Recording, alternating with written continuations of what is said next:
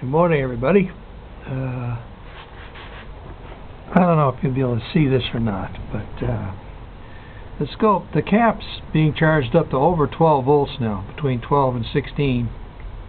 And I've got a pulse here from my, I couldn't use my flux gate board, so I went back to my Rodin driver, and it puts out a pulse. The back EMF actually goes negative 500 volts, and it rings at about 2.5 megahertz. The bottom blue trace is the cap that's reading 12 right now, and because the cap's discharged some.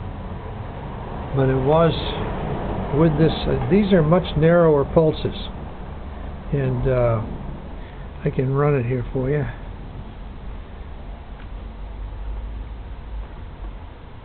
And I don't know what the pulses are. I don't know, 400 nanosecond, 400 microseconds is per centimeter.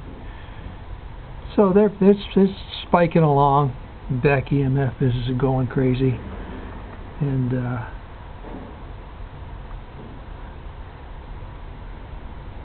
pretty interesting how deep it goes. That's 100 volts per centimeter. So I'm pushing, but it's only the negative portions. I'm not sure why that is. That may be because of me pulling energy off the cap. But this is all coils. The cap's now at 11.6, and so what I can do is I'll show you the setup over here. And I've got I have no idea what the turns is. I made about a 2-foot coil on a piece of PVC, 1-inch PVC, and then I just took it off the PVC and just laid it on here, and then glued it all the way around, and then flipped the copper over and did the same thing. Then I added the wires going from 1 to 2, 2 to 3, 3 to 4. So the pie shapes are charging the cap through a bridge rectifier. And my first go was a 60 cycle. It produced only 300 mils in the cap. Now I'm up to about 11 or 12, and sometimes higher.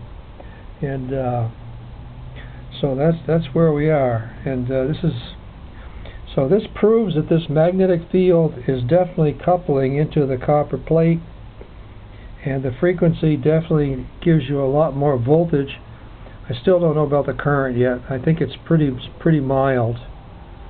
So maybe putting the ring on a solid disc and then tap out of the inside ring, the inside hole, put a wire there, and then put a bunch of wires pulling energy off the copper as it goes around.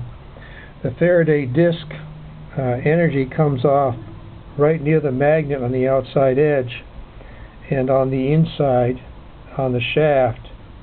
So there's a line of energy there as the disc is spinning in the magnetic field. So we've basically proved that we can rotate the field. Now when I used, let me go over here for a second. When I used, there's some more coils back in here somewhere. Here they are. When I used these coils in a stack, like when I put them around, when I put them on the disc like this, in a row all the way around on the bottom and on the top, and then pulsed the field around, I didn't get any output. But by doing it with this way, now if I change this coil probably to find a wire and really pack it on there, I'll get a much better result. But today was frequency increase, voltage climbed up to 12, so something's going on here. It's important. Anyway, so have a good day.